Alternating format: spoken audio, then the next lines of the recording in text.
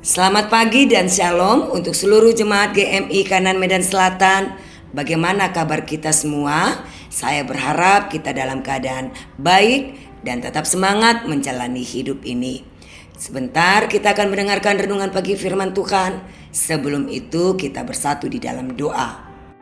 Terpujilah nama Tuhan hari ini dan untuk selama-lamanya besar kasih setiamu kepada kami. Terima kasih untuk penyertaan-Mu ya Tuhan.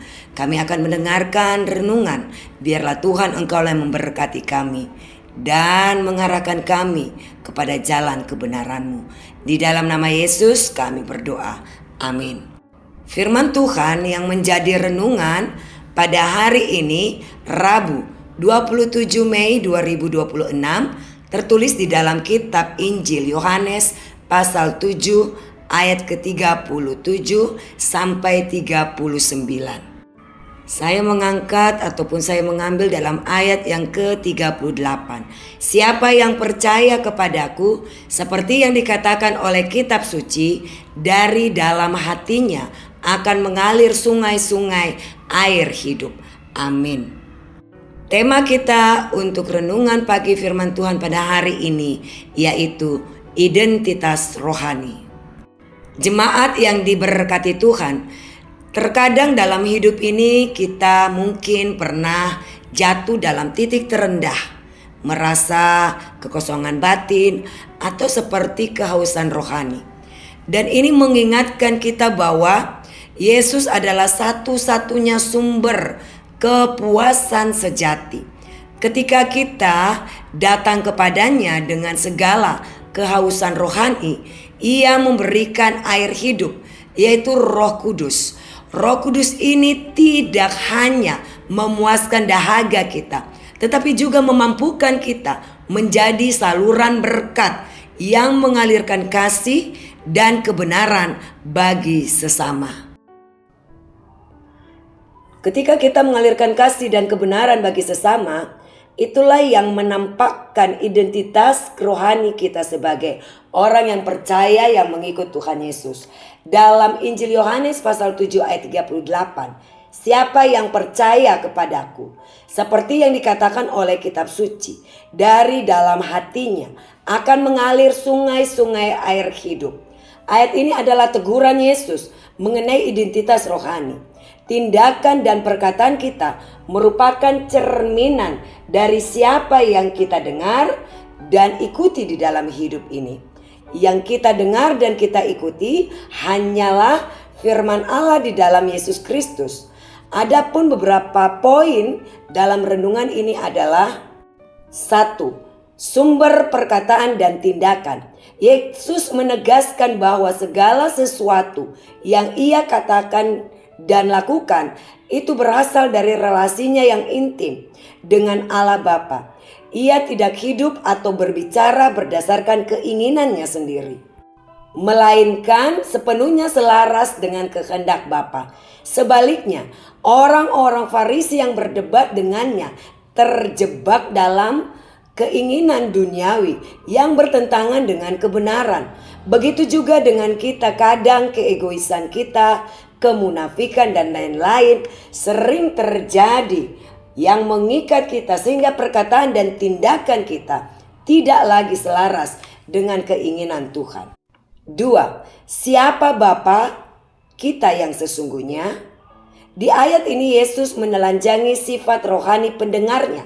Walaupun mereka secara jasmani adalah keturunan Abraham, perbuatan jahat dan penolakan mereka terhadap kebenaran membuktikan bahwa mereka menuruti nilai-nilai dunia yang dipimpin oleh si iblis. Kita perlu merenungkan apakah nilai, ucapan, dan perbuatan kita setiap hari bersumber dari Allah Bapa atau dari keinginan daging dan pengaruh dunia. Biarlah ayat ini menjadi cermin bagi kita. Mari luangkan waktu untuk mengevaluasi diri. Apakah perkataan dan perbuatan yang kita lakukan hari ini memuliakan Tuhan? Jadikan firman Tuhan sebagai sumber utama yang kita dengar dan ikuti setiap hari. agar hidup kita menjadi saksi yang hidup bagi kebenarannya, sehingga nampaklah identitas rohani kita sebagai orang yang percaya, yang menjadi pengikut Tuhan Yesus yang setia. Amin. Tuhan Yesus memberkati kita semua. Mari kita bersatu dalam doa. Terima kasih ya Tuhan untuk renungan firman Tuhan pada hari ini. Kiranya Tuhan memberikan kami kekuatan untuk dapat melakukannya. Berkati kehidupan kami satu hari ini. Apapun yang kami kerjakan dan lakukan, biarlah itu berkenan di hadapan Tuhan. Dan tuntun kami Tuhan kepada jalan kebenaran-Mu. Kami serahkan anak-anak kami yang jauh ataupun yang dekat dengan kami, ataupun saudara-saudara kami, keluarga besar kami. Biarlah Tuhan Engkau yang melawat dan memberikan kesehatan serta kekuatan. Berkati dalam segala kehidupan mereka. Kami juga berdoa untuk orang tua kami atau jemaat yang sudah lanjut usia. Berkati dalam kehidupan mereka, tubuh mereka, Engkau berikan kesembuhan, kesehatan. Biarlah Tuhan Engkau yang memberikan damai, sejahtera dan sukacita di dalam masa tua mereka. Kami serahkan seluruh jemaat-Mu di dalam kelemahan tubuh jasmani mereka. Engkaulah dokter yang agung, Engkaulah tabib yang berkuasa, yang mampu memberikan kesembuhan, pemulihan kesehatan bagi mereka. Jamah tubuh mereka ya Tuhan Yesus. Yaitu kami serahkan Inang Opung Sipra Boru Panggabean, Nyonya Pasaribu Boru Stompul, Nyonya Butar-Butar Boru Purba, dan Inang Natswa. Biarlah Tuhan Engkau memberkati semua jemaat-Mu yang dalam keadaan sakit. Berikanlah mereka kesabaran dan kesembuhan. Biarlah mereka tetap berpengharapan kepadamu Tuhan. Bantulah mereka untuk tetap semangat dan bangkit untuk memuliakan nama Tuhan. Kami menyerahkan jemaat-Mu yang berulang tahun kelahiran pada saat ini, yaitu Mawar Pardede yang genap usianya 63 tahun. Resmin Sinaga yang genap usianya 44 tahun. Kami serahkan mereka semua kepadamu Tuhan. Tambahkan kesehatan, kekuatan, berikan mereka panjang umur dan berkati sepanjang kehidupan mereka. Terima kasih Tuhan, kami serahkan doa kami ini kepadamu. Dalam nama Yesus kami berdoa, amin.